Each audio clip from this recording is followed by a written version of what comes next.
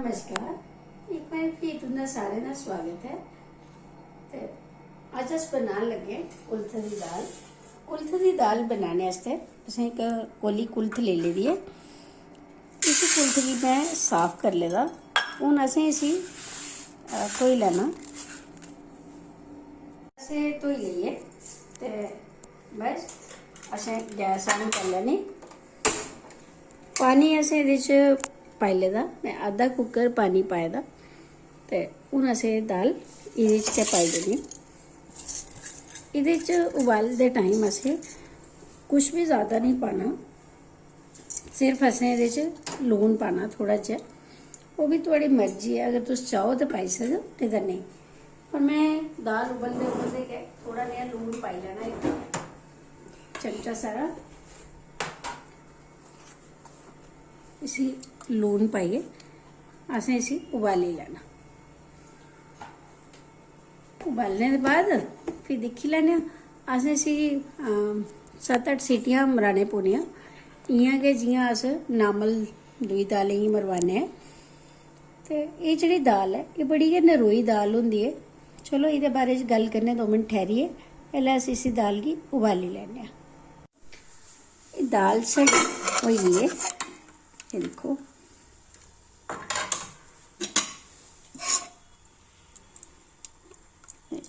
होई है। तेल मैं थोड़ा जिहा रखी लिया, एह् सरों दा तेल रखेआ मैं। एह् कोई 1 कड़छी है। हून असें किम्ब लेदा एह्दे च। एह् दाल बड़ी आसान ते बड़ी गै नरोई होंदी है। इसी बनाने दा तरीका भी बड़ा आसान है।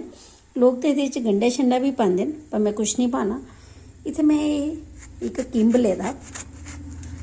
इस मौसम च जि'यां तुहानूं सारें गी पता कि किम्ब बड़े होंदे न। एह्दे च किम्ब दा खट्टा गै पान्ने अस, गरगल दा ते नेईं पौंदा। इ'यां करियै इसी तुसें नचोड़ी लैना, जां जि'यां कि अगर थुआढ़े कोल नेईं है ते कोई गल्ल नहीं, जां स्क्वीज़र भी होंदे केईं लोकें कोल बड्डे। नेईं होए ते सारें कोला आसान तरीका इ'यै ही ऐ। इ'यां करियै तुसें सारा खट्टा कड्ढी लैओ ते तेल होई पेआ। एह्दे च असें थोड़े हारे मेथरे पाने न। जि'यां कि दाल खट्टी बननी है ते असें एह्दे च थोड़े हारे मेथरे पाई देने। 2 असें एह्दे च मर्चां पाई देनियां। एह् साढ़े मेथरे ते मर्च जेह्ड़ी है एह् भुज्जी है। एह् मैं खट्टा कड्ढी लेआ। एह् किम्ब असें नचोड़ी ले न। तुस चाहो ते एह्दा खट्टा घट्ट भी करी सकदे हो, ते में पूरा पाई ओड़ना। इसी असें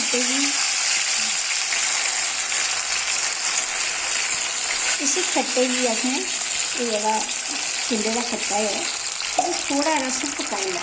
पकाने कन्नै होंदा है कि खराब नहीं लगदा। इ'यां कोई लोकें दे भिड्ड बगैरा हो जांदी है, ओह् नहीं। एह्दे च असें थोड़े हारे पाई लैने बसार। एह् पाई लेआ असें ब्यून दा पाउडर, सुक्का पाउडर। जरा सारी असें एह्दे च मर्च पाई लेई। लून असें पैह्लें भी पाए दा हा। इ'यां करने के बाद इसी थोड़ा हारा खट्टा पकदा है ते एह्दे दाने पैह्लें पाई लैगे। खट्टा साढ़ा होई पेआ। एह् मैं नचोड़ी लेआ हा पानी दा। पैह्लें असें दाल जेह्ड़ी है इसी असें शैल करियै पकाई लैना। फ्ही असें पानी पाना।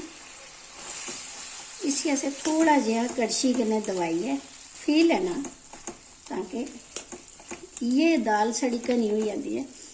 एह्दे च कोई जरूरत नहीं लहसुन अदरक बगैरा पाने दा।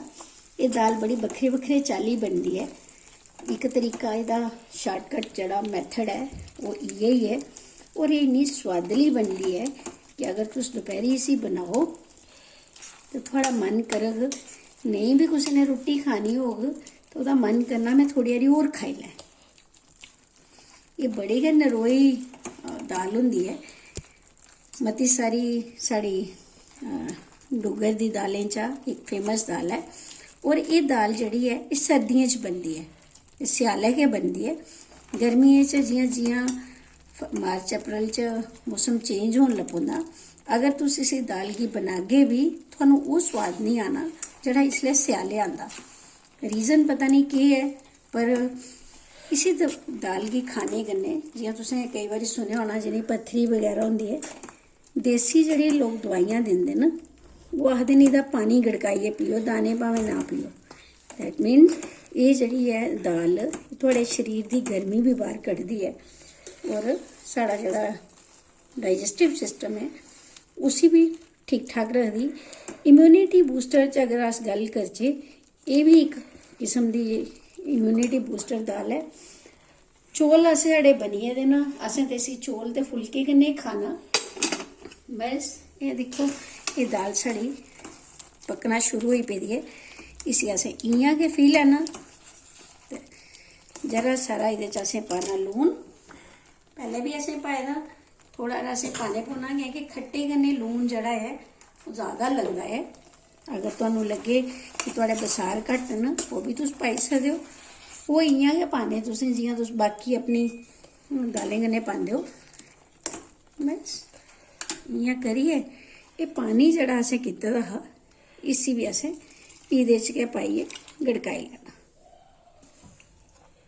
हून असें इसी उन्ना गै गड़काना जिन्नी कि तुहानूं दाल चाहिदी, ना एह् मती घनी होए ना एह् मती पतली। एह्दे च ज़्यादा कुछ नहीं पौंदा। एह् में सैल्ला ब्यून जेह्ड़ा एह् कट्टियै रक्खी लेआ, बस जियां एह् गड़कदी है उ'आं गै एह् पाई लैना। एह् दिक्खो दाल साढ़ी घनी होई गेई, एह्दे कोला बाद असें घनी नेईं करनी, करगे ते भलेआं गै कट्ठी होई जानी। हून असें चंडा दी हून असें जेह्ड़ा ब्यून कट्टे दा एह् असें एह्दे बिच्च पाई देना। तुस चाहो तो थोड़ा भी पाई सकदे हो, पर इस दाल च ब्यून दा गै मज़ा आंदा। इसी ब्यून गी असें पूरा पाई देना ते इ'यां करियै मलाई लैओ इसी। इद्धर असें गैस करी देनी बंद।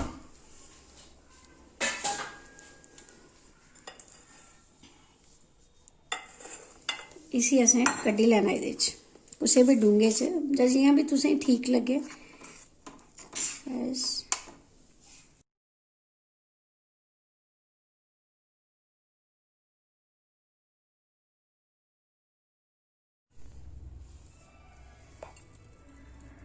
थोड़ा हारा ब्यून असें होर पाई लेआ।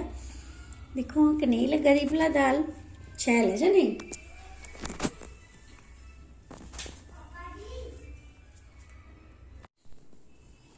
एह् साढ़े डुग्गर दी बड़ी गै नरोई दाल ऐ।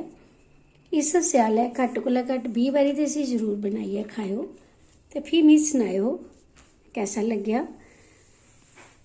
एह्दे च कोई भी सानूं गर्म मसाले जां दूए मसाले पाने दी लोड़ नहीं ऐ। इक बारी मेरे तरीके कन्नै भी बनाइयै दिक्खेओ, बड़े गै सिंपल और सौखा तरीका है।